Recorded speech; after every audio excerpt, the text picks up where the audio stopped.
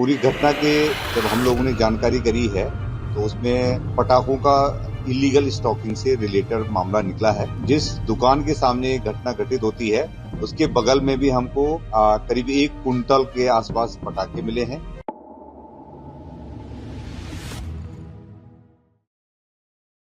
उत्तर प्रदेश की सबसे बड़ी खबर कानपुर ब्लास्ट से संबंधित है, जिसमें मूलगंज थाना के एसएचओ समेत 5 सस्पेंड कर दिए गए हैं। एसीपी कोतवाली भी हटाए गए। पुलिस कमिश्नर ने कहा कि ये घटना पूरी तरह से अवैध पटाखों के कारण हुई। 2 गोदाम सील कर 18 दुकानों की सर्च की जा रही है। कानपुर के सीबी रघुबीर लाल ने बताया कि इस घटना का कोई आतंकी कनेक्शन नहीं है। खालिस्तान जिंदाबाद फोर्स ने धमाका कराने का जो दावा किया है वो बेबुनियाद है। विस्फोट वाली जगह पर दुकान से 1 क्विंटल पटाखे मिले हैं। एक अन्य गोदाम से 3 क्विंटल पटाखे मिले हैं। वहीं कानपुर ब्लास्ट मामले में सीसीटीवी फुटेज भी सामने आया है। धमाका स्कूटी में नहीं बल्कि पास में रखे पटाखे में हुआ था। पुलिस कमिश्नर रघुवीर लाल ने इस मामले में किसी आतंकी साजिश से इनकार किया है। मूलगंज इलाका आतिशबाजी में इस्तेमाल किए जाने वाले पटाखों का गढ़ है। आतिशबाजों की लापरवाही के चलते ये विस्फोट हुआ। कानपुर से प्रदीप मिश्रा की रिपोर्ट। 7:15 बजे मूलगंज थाना क्षेत्र में मिस्री बाजार है।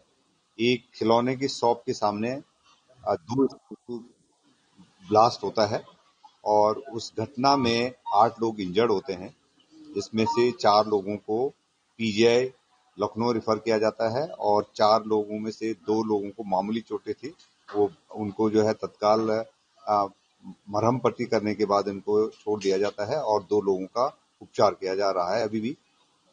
पूरी घटना के जब हम लोगों ने जानकारी करी है तो उसमें पटाखों का इलीगल स्टॉकिंग से रिलेटेड मामला निकला है।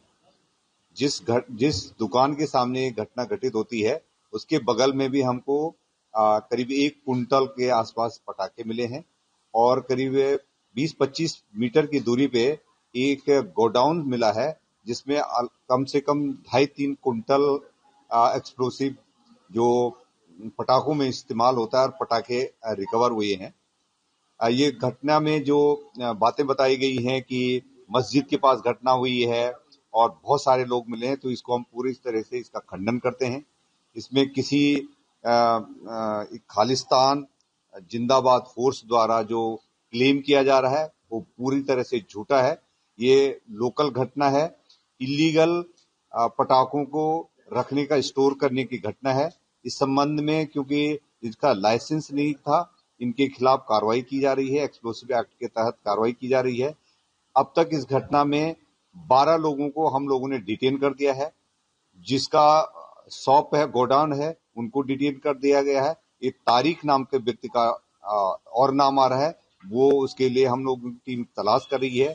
जो 2 स्कूटी मिली थी, एक स्कूटी वाले जो अश्विनी है खुद ही उसमें इंजर्ड हैं, तो उनको लखनऊ रेफर किया गया है। दूसरी स्कूटी है ये चोरी की है और इसमें कोई सैबोटाज की या आतंकवादी घटना का बिल्कुल पूरी तरह से हम खंडन करते हैं।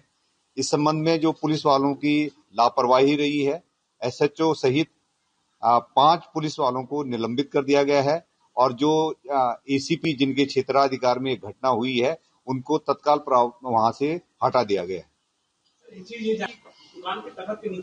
आप बिल्कुल आप सही कह रहे हैं। ये अब सीसीटीवी फुटेज हमारे पास है। पहले ये बताया गया था कि डिक्की में था, लेकिन अब हमारे सीसीटीवी फुटेज से क्लियर हो रहा है कि वो जो बॉक्स है, बॉक्स में ये एक्सप्लोसिव जो विस्फोटक पदार्थ था और उसमें आग लग उसके ब्लास्ट होने की वजह से स्कूटी जो है डैमेज हुई है। तो इसकी और भी डिटेल हम इंक्वायरी कर रहे हैं कि ये जो चोरी वाली जो स्कूटी है इसके भी हम कनेक्ट करने की कोशिश करेंगे। पूरी तरह से घटना ये है अवैध पटाखे, अवैध विस्फोटकों को रखने से रिलेटेड है। अभी तक हम लोगों ने 2 गोडाउन सील कर दिए हैं। 18 शॉप्स पे सर्च चल रही है और वो मार्केट ऐसा नहीं है, इसमें पूर्व में भी ऐसी एक घटना घटित हो चुकी है और इस मार्केट में थ्रू आउट सर्च चलती रहेगी और जितने भी इलीगल जिन्होंने विस्फोटक रखे हैं और लाभ के लिए घटना करते हैं, सस्ते में पटाखों बेचने का, क्योंकि दीपावली का मौसम अवसर है, ऐसे में लाभ के लिए ये इलीगली स्टॉक करते हैं, जबकि रिहायशी इलाकों में किसी भी प्रकार से इस पटाखों को नहीं स्टॉक किया जा सकता है। ये किसी हम कनेक्ट कर रहे हैं, चोरी की स्कूटी भी किसी व्यक्ति की है और जैसे ही वो कनेक्ट हो जाए हम आपको उसके बारे में डिटेल। जिस दुकान पे इस मार्च 2023 को स्कूटी चोरी की नीले रखी वो यहाँ मिली है, उस इसका कुछ है क्या? अब उसकी हम जांच पड़ताल कर रहे हैं कि ये किसके पास थी, लेकिन पूर्ण रूप से मैं ये फिर से कहना चाह रहा हूँ कि आप सीसीटीवी फुटेज देख लीजिए। ये घटना पूरी रूप से बारूद से संबंधित है और अवैध पटाखों से संबंधित है।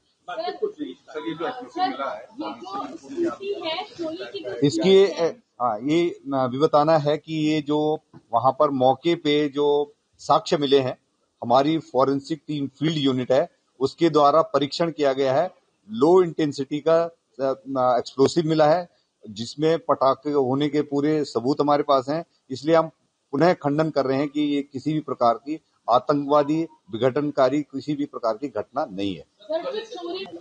एक स्कूटी जो अश्विनी जो चोरी की स्कूटी है, जो आदमी वो चोरी की स्कूटी हुई है, ये 2 स्कूटी हैं। एक स्कूटी कनेक्ट हो चुकी है, वो इंजर्ड है। दूसरी स्कूटी में कौन व्यक्ति था, क्योंकि 4 लोगों को हायर सेंटर रेफर किया गया है, तो हो सकता है किसी की हो सकती है, उसपे हम अभी जांच पड़ताल कर रहे हैं। जिस दुकान पे विस्फोट हुआ है वो जिस दुकान के पास में विस्फोट हुआ है वो बेल्ट और बक्कल का काम करते हैं। बहुत छोटी सी दुकान है और इस दुकान का इस घटना से कोई लेना देना नहीं है। इनके सामने वो एक्सप्लोसिव किसी ने जो लेके जा रहे थे, संभवतः जिनकी ये स्कूटी थी, संभवतः वही लेके जा रहे हो, तो ये घटना हुई है। वे पूरी तरह से बारूद से जुड़ी हुई घटना है। इनकी लापरवाही के लिए, क्योंकि बहुत ज्यादा दूर नहीं है थाने से, इसमें थानाध्यक्ष सहित 5 व्यक्ति जो है, 5 पुलिस अधिकारी कर्मचारी निलंबित किए गए हैं और उस क्षेत्र के जिनके क्षेत्र में ये घटना घटित हुई है, उस क्षेत्र के एसीपी साहब को भी वहां से हटा दिया गया। अभी परवेज जिसकी मकान है, परवेज के बेटे और एक तारिक का और नाम आ रहा है, तो परवेज के बेटे हमारे पास हैं। उनके सहित 12 लोगों को डिटेन किया गया और एक तारिक के नाम और नया आ रहा है। तारिक को भी हम लोगों को जल्दी, जिसके नाम पे शॉप जो है जिसने किराए पर ले रखे, उनको भी जल्दी पकड़ा जाएगा और स्थिति और क्लियर हो जाएगी।